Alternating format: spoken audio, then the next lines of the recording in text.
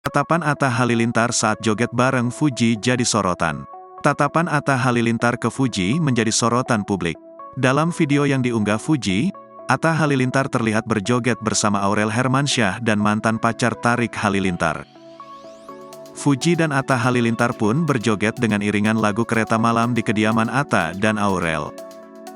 Ketiga artis tersebut pun kemudian memperlihatkan kemampuan mereka dalam bergoyang.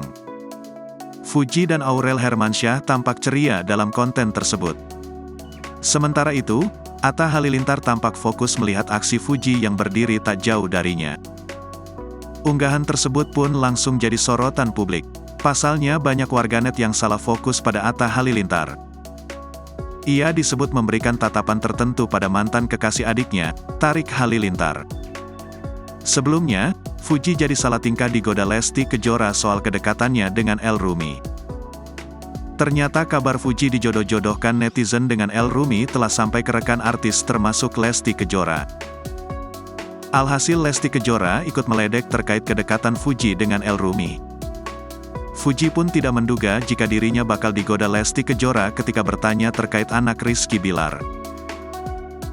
Meski keduanya sudah saling membantah kedekatan mereka, banyak penggemar Fuji yang berharap El Rumi menggantikan Tarik Halilintar. Rupanya kedekatan itu juga sudah terdengar di telinga para artis. Bahkan Lesti Kejora sampai belak-belakan menggoda Fuji di depan umum.